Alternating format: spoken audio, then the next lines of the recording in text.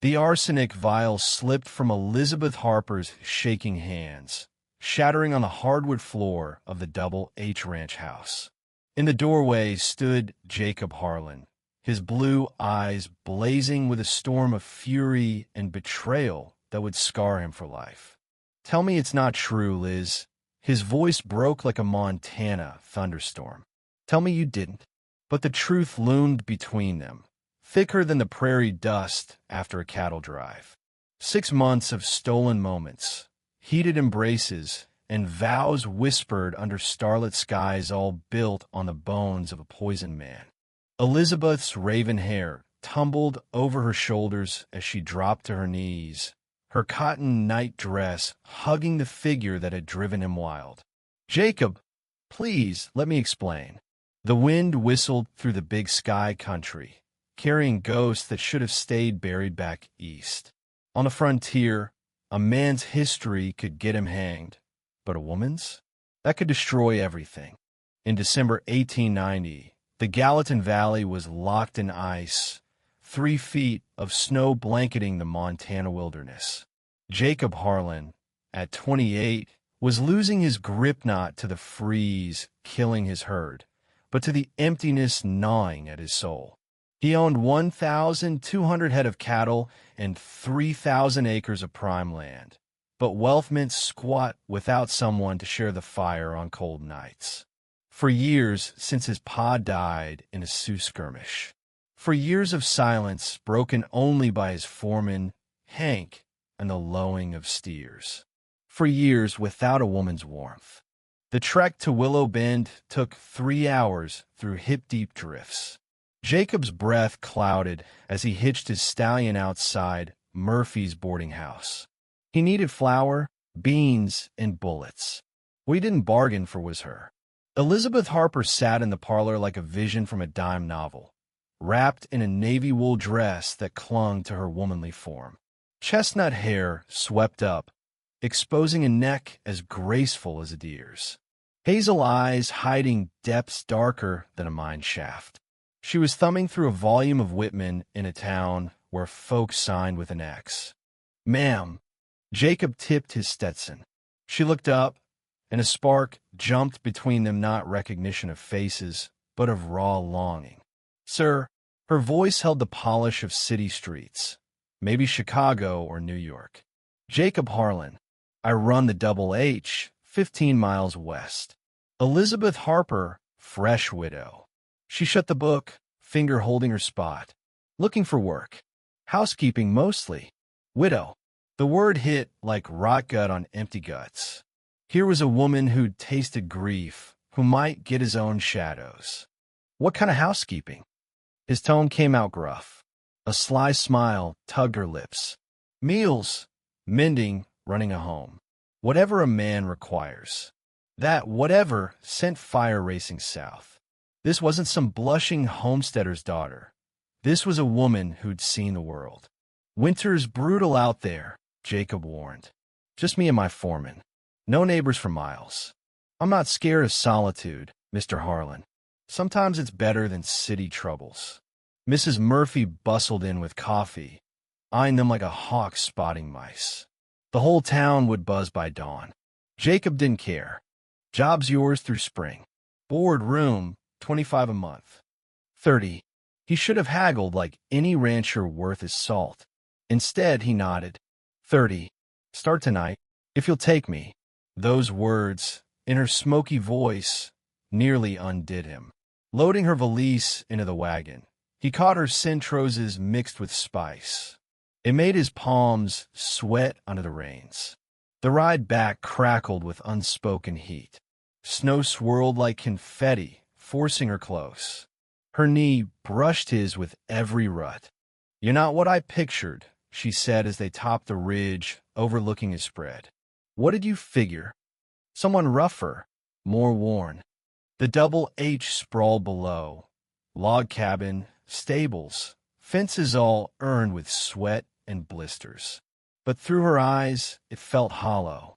"I've been worn enough," he confessed. "Time for some shaking up." She studied his jawline in the fading light. "Be careful, Jacob. Some shakes can shatter a man. He should have heeded that edge in her tone. Instead, all he could think of was how her mouth would feel on his. Hank shuffled from the bunkhouse as they arrived, his grizzled beard skeptical. "Is this the help?" "Elizabeth Harper," Jacob said. "Mrs. Harper, my foreman Hank Wilkins." Hank nodded, eyes narrow. "Ma'am, I'll grab your bag." Unpacking, Jacob noted her sparse belongings, so woman running, not relocating. "From what?" "Your quarters," he said, leading her inside. The place transformed with her presence, like a spark in dry grass.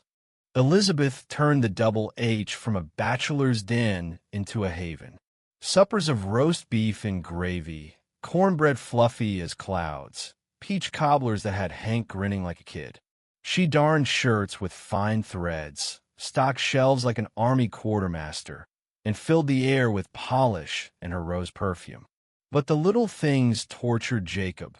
Her humming while churning butter, hips swaying, bending to tend the hearth, petticoats peeking, loosening her hair at dusk, fingers combing waves in her doorway silhouette. She knew the effect, teasing like a cat with yarn. Christmas Eve brought a blizzard that howled like wolves. Jacob found her by the fire, legs tucked under, sipping bourbon from his pa's flask, a book in hand. Flames danced gold on her skin. "Merry Christmas," she toasted. He poured his own strong. "Not much cheer. I've known worse. At least here I'm desired." Desired. The air thickened. She set the book aside, more verse, and fixed him with those hazel eyes. "You're a mystery, Jacob Harlan. Prime catch with looks to spare, but holed up like a hermit." The liquor burned. "Maybe I'm choosy. Or scared." She stood, closing the gap, close enough to count her lashes. Close enough for her heat. Scared of craving what you can't tame.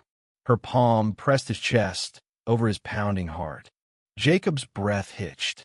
"I'm no green girl fainting at flattery," she murmured. "I'm a woman who takes what she wants." "And what's that?" Instead of words, she kissed him, a gentle probe, turning fierce as he answered.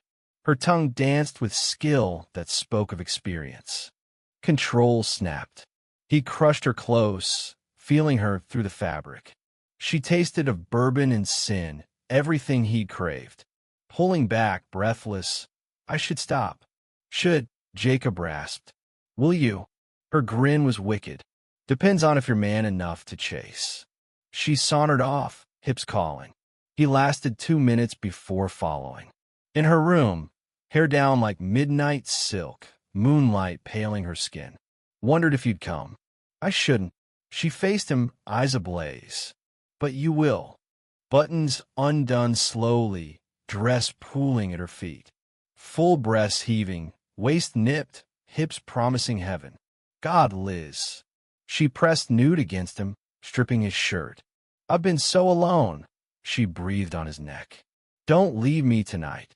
What came next was blaze and bourbon-fueled frenzy. He'd known saloon gals, quick traits. This was fire her guiding, moaning, teaching peaks he'd never climbed. After, tangled in sheets, her head on his chest. "Stay." He should have kept a distance for decorum. Instead, he drew her in. "Liz, what about your husband?" She tensed. "Consumption." "That's it." Pause. "What more?" But her tone rang rehearsed. "Nothing," he said, but doubts seeded. Winter clamped down, and Jacob sank deeper into her web.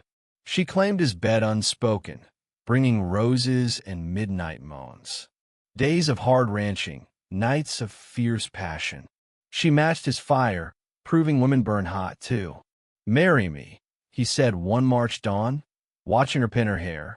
Hands froze. "Jacob, I'm serious. Come thaw.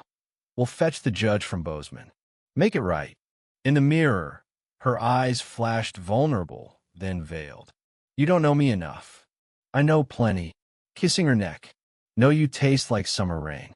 You call my name when I touch you here. Know you're my salvation." She turned, face pained. "If my past changes things." He spun her. "The past is dust. Future's ours. Her smile faltered. That noon, while she pegged wash, humming a city tune, Hank yanked him aside. Boss talk. In the barn, Hank's face is thunderous. About your lady. Watch it. No, you watch. Town yesterday, supplies. Chatted with Mrs. Murphy. She's dug into Mrs. Harper's story, asked the doc about poison signs. Arsenic specific. Jacob's got iced. Maybe rats. Hank snorted. Murphy wired her kin in Chicago, a cop there. Checked Thomas Whitaker, died last fall. The chill spread.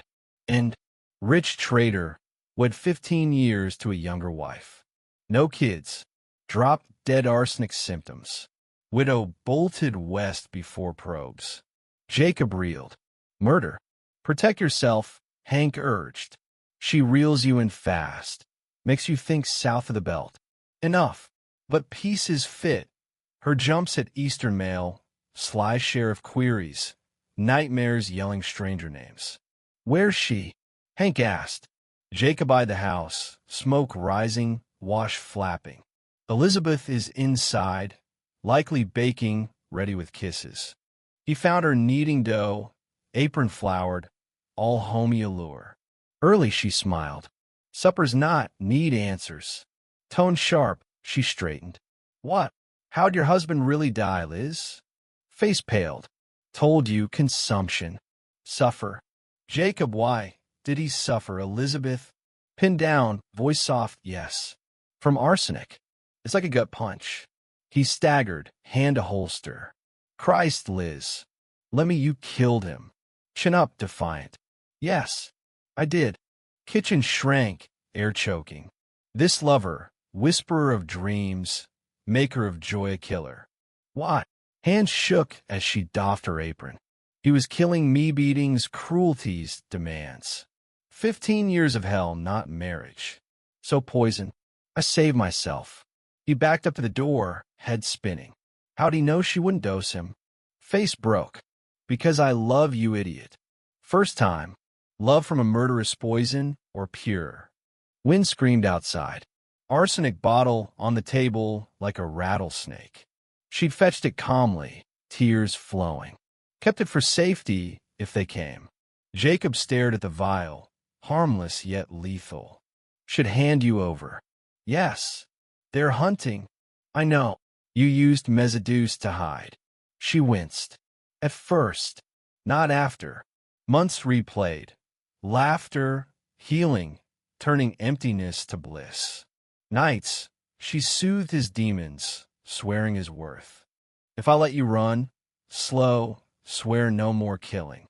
I vow, if you stay, eyes hopeful, terrified, I'll prove daily I'm more than that sin. Outside, Hank waited, mounts ready for the 5-mile sheriff ride through drifts. 5 miles to betray his savior from solitude. Jacob grabbed the vial. Elizabeth didn't move as he hurled it in a flames glass burst. Fire, greening toxic. Thomas Whitaker's gone. Elizabeth Harlan never was. She sobbed into him. He held tight, inhaling roses, secrets, redemption. Some find grace in church, others in a bottle or gold. Jacob found it in a killer who'd slain for freedom. Under Montana stars, otter salvations had bloomed. What do you think? Was Jacob right to protect Elizabeth? Or should he have turned her in? Share your take in the comments, pick a side, and let me know why. Your thoughts keep these stories alive.